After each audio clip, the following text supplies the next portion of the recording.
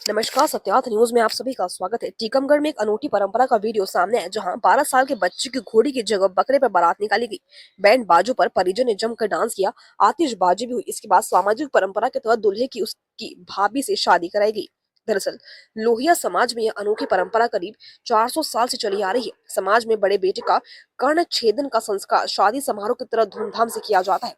रिश्तेदार भी शामिल हुए, पटाखे फोड़े। इस शहर के ताल दरवाजा निवासी प्रकाश अग्रवाल ने बताया कि उनके बेटे पोते राघव अग्रवाल 12 का कर्ण छेदन संस्कार गुरुवार को हुआ। शुक्रवार को समाज की परंपरा के अनुसार उसकी बकरे पर बारात निकाली गई। गाजे बाजे के साथ धूमधाम से खूब डांस हुआ, पटाखे फोड़कर जश्न भी मनाया गया। छोटे भाई कैलाश अग्रवाल ने बताया, बकरे पर दूल्हे को बैठाकर 7 स्थानों से होकर बारात निकाली जाती है, जिसमें स्वयं का घर, मंदिर का दरवाजा, कुल देवता का दरवाजा और मोहल्ले के घर शामिल होते हैं।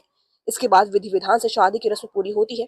पीढ़ी दर पीढ़ी निभा रहे परंपरा। प्रकाश अग्रवाल ने बताया कि इसके पहले मैंने अपने बड़े बेटे के कर्ण छेदन संस्कार में इसी तरफ से बकरे पर बारात निकाल कर परंपरा निभाई थी। उन्होंने बताया कि दादा परदादा के जमाने से यह परंपरा चली आ रही है। लोहिया अग्रवाल समाज के ज्यादातर परिवार आज भी इस परंपरा में शामिल है। टीकमगढ़ से कविंद पेटरिया पत्रकार की रिपोर्ट। नाम है? मैं कैलाश अग्रवाल, प्रकाश अग्रवाल का छोटा भाई सबसे।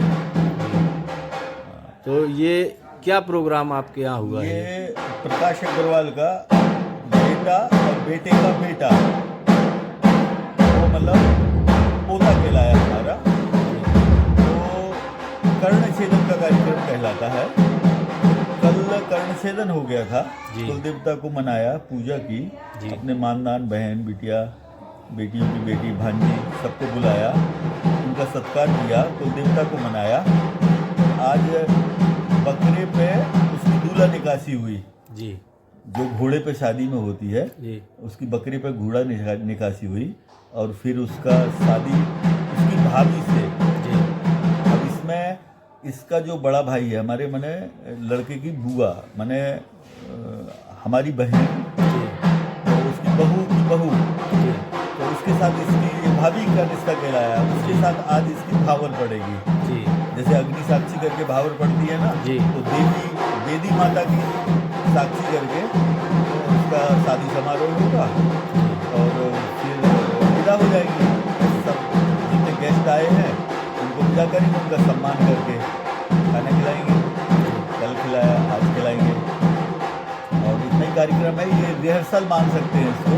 अच्छा। जैसे पूरी शादी जो होती है उसका एक रिहर्सल है। और कर्ण छेदन का मतलब होता है जो बीमारियों का है या गलत काम करने का, काम करने उसको आज से इस वाला जो 16 संस्कार हैं, उस 16 संस्कार में से एक महत्वपूर्ण संस्कार के रूप में इसको मनाते हैं। तो ये आपके यहाँ कब से परंपरा चली है? हमें तो जब से होश है, हमारे पापा को जब से होश था, हमारे बब्बा जी को जब से होश था, तो उनके संस्मरणों से हमको ज्ञात हुआ कि ये प्राचीन काल का है और बड़े लड़के का ज़रूर किया जाता है, बाकी छोटे का भी कर सकते हैं। आपके यहाँ कितनी पीढ़ी से ये हो रहा है? हमें 5-7 पीढ़ी का तो हमको ही पता है जी। और लेकिन उनके संस्मरण से पता है कि उन्हें भी पता नहीं था कि कब से चल रहा है। अच्छा अच्छा। तो ये लगभग शादी जैसा होता है? हाँ, ये मिनी शादी कह सकते हैं या ये उनको शादी की रिहर्सल होगी।